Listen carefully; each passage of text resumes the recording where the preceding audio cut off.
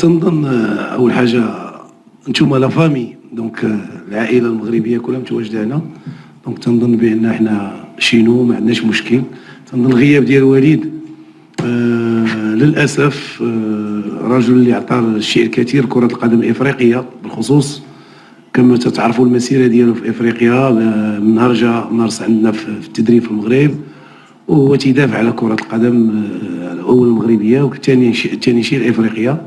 وبالنسبه لي هو عمل تكاملي كان وليد متواجد اليوم في البونتوش، لانه فعلا هو التعليمات جايه من الفوق من عنده.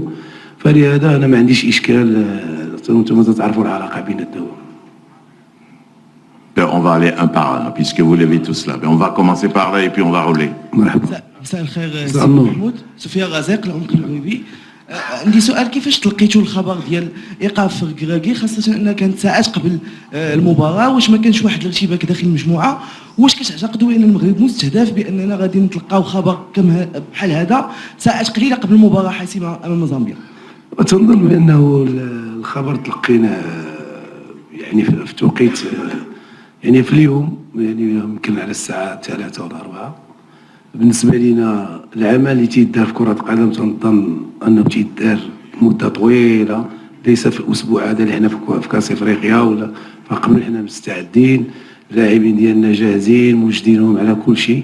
تنعتقد بانه بالنسبه لنا انه وليد من الصعب انه يخرج بشي كلمه خارجه على النص. فتتبقى هذه القرارات حنا عارفين. نتوما ما يمكنلناش نتكلموا اكثر من اننا نقولوا. حنا بالنسبه لنا عارفين، انا شخصيا عارف شنو اللي وقع لان كنت متواجد باش نكون صريح. فهمتيني، اللاعب هو اللي استفزنا، وكما عرفتوا بانه تكلم وقال كلام. في الاخير جا التوقف. حنا تنحترموا الكاف على القرارات ديالها. تيبقى انه عندنا طرق تاع حنا باش نعاود حتى حنا نقلبوا على الحق ديالنا ونسلكوا ديك الطرق اللي تنظن انه الاتحاد المغربي ما يقصرش من الجهد ديالو لاعطاء وليد الكراكي الحق ديالو. À gauche, on va vous prendre tous. سلام. سيدي رشيد مبارك مسعود، الله يبارك فيك. الفرقه عندك زوينه بزاف، لكن واحد المشكله اللي تتخلع شويه المغاربه في الدوزيام ميتون. الدوزيام ميتون تتبغيو تدبروا الثروه البدنيه، وهذا من حقكم وهذا هو الجميل في هذا المنتخب اللي ولا متمكن. ولكن واحد الساعات تتمشاو تتخلعونا. واش هذه القضيه اللي فولو زعما انتم اللي تتقولوا للاعبين هبطوا ريتم جوسكو بو، ولا فريمون العياء تيصيبون في الشوط الثاني؟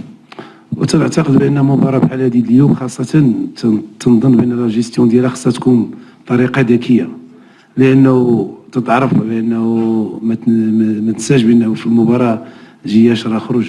دونك سكيفي خاصنا الايقاع ديال المباراه نتحكموا فيه. وهذا الشيء اللي ما كانش عندنا قبل في المنتخب. حنا اللي دوزنا المنتخب كان عندنا اشكال في هذا الكوتي هذا.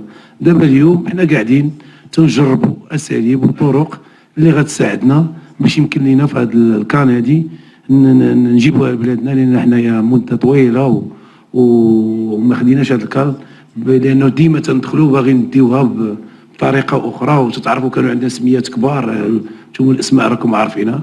هذا الجيل هذا اللي دار كاس العالم فهو عارف المسؤوليه اللي عليه، وكذلك عارف الطريقه اللي اختار السي وليد الكراكي باش يمكن لينا نقادوا الحسابات ديالنا في خلال المباراه. فبعض الاوقات فعلا من تنكونوا محتاجين نطلعوا تنطلعوا، وبعض الاوقات تنطلبوا من بونو باش ينقص من الايقاع، لانه احنا ما محتاجينش الاصابات ونبذلوا جهد اكثر من اللازم وحنا متاهلين.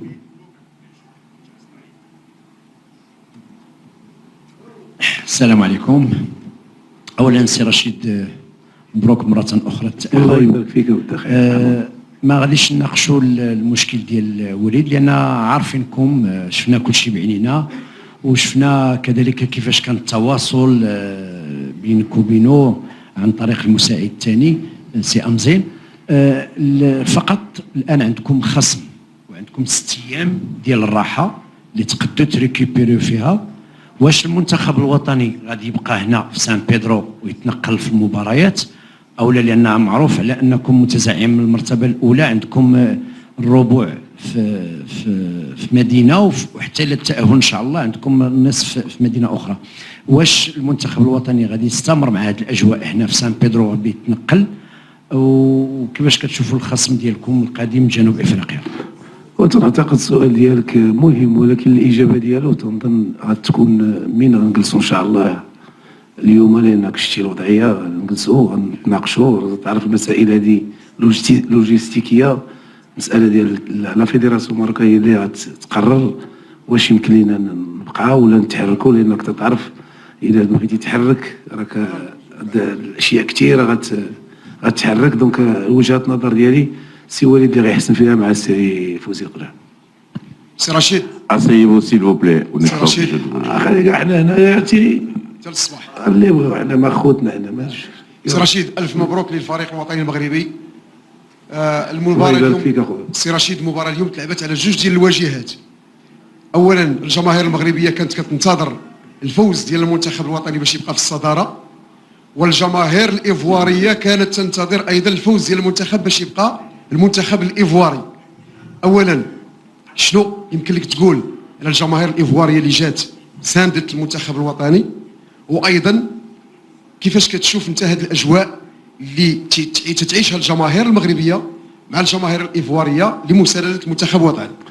اول حاجه غنجاوبك ماشي على الجماهير الايفواريه، غنجاوبك على الجماهير المغربيه مشكوره اللي ضربت الطريق وجات تساندنا، واللي مخلي ولادو واللي مخلي. فاحنا تنشكروهم بالمناسبه تنقول لهم زعما صراحه، وانتم كذلك تنشكركم لان العمل تتقوموا به توصلوا المعلومه. فتنظن الجماهير المغربيه هي الاولى قامت بعمل كبير وساندت اللاعبين، وكان اليوم كان تناسق في التوقيت اللي كانوا اللاعبين تيكونوا شويه في واحد الحاله ناقصه، وكان الجماهير المغربيه تتساعد. فلهذا تنظن بانه الشكر كبير للجماهير المغربيه. وبالنسبه للجماهير الايفواريه فاحنا تنقوموا بالعمل ديالنا، وحنا الفير بلاي حنا جينا هنا تنلعبوا مباراه خصنا نفوزوا بها باش حتى حنا نضمنوا الحقوق ديالنا باش نواجهوا ثالث المجموعه. فلهذا تنظن حنا بالنسبه لنا شكرا للجماهير الايفواريه لانه كانت هي عندها لونجو، ولكن بالنسبه لي الجماهير المهمه بالنسبه لي هي الجماهير المغربيه، سواء اللي متواجده هنا ولا اللي بقى قلبها معنا بالدعاوي من المغرب، والدينا ووالديكم. شكرا. Une autre question derrière. ساوي مبروك سي رشيد الله يبارك عادل العلوي الاذاعه الوطنيه. مبروك سي رشيد، اولا انت هول ديال المغرب بارك على الله. راس المجموعه. عندنا غير جوج ديال الملاحظات لابد انها كتوضح لنا فيهم بشويه ديال الاستفسارات فيما يخص اولا انعدام الفعاليه على مستوى الخط الامامي. يعني شفنا ان المنتخب الوطني غير تبديلات في الجوله في هذه المباراه هذه باش دخل، وعاود في الجوله الثانيه مجموعه من التغييرات، ولكن رغم ذلك كانت غياب الفعاليه مع النقص. واش النقص ديال اللياقه البدنيه ربما تيغيب الفعاليه، ولا الطقس تيغيب ايضا الفعاليه وما تيخليش بنادم يركز، ولا شي شيء اخر؟ الشيء الثاني اللي بغينا توضح لنا هو خرج زياش، والزياش تصاب وبالتالي يمكن انه القادمه، لانه شفنا انه كان تيجر رجله وخرج بفعل هذه الاشياء. شكرا لك سيدي.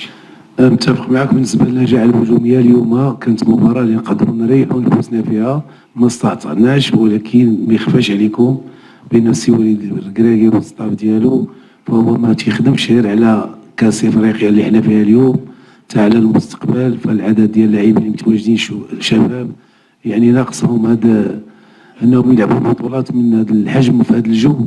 فلهذا تنظن بانه هذه الناحيه هذه هذا العمل ملي تتلقاو الفرص متواجده خاصنا نسجلوا اهداف. فهذا هو المشكل الحقيقي، خص اللاعبين ديالنا من بعد ما قاموا بمجهود كبير، لانه كاين مكتسب كبير بالنسبه لنا انه ما تسجلش علينا هدف، وهذا الشيء هذا هو اللي تنشتغلوا عليه، تنشتغلوا اننا على الاقل نسجلوا اهداف، ولكن الاهم انه ما يتسجلش علينا هدف. فتنشكر هاد اللاعبين على المجهود اللي قاموا به كيفاش سيروا المباراه. تنظن الحسابات الجايه في المباراه الجايه تختلف اختلاف كبير على المباراه ديال المجموعات.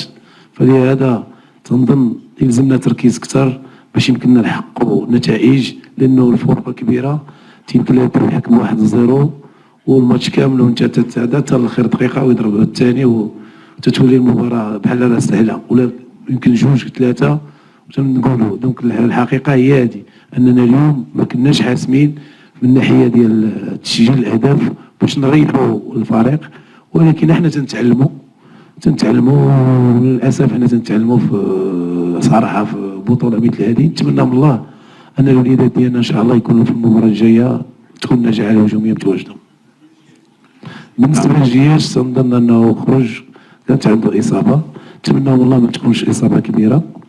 فالجياش قام بشوط كبير، ايوا وتتعرف ملي تكون النتيجه 1-0 وحنايا متاهلين، تنظن حتى هي تقدر تسهل الماموريه ديالو باش يمكن يخرج لاعب مثل زياش من الملعب. نتمنوا له انه ما تكونش حاجه كبيره.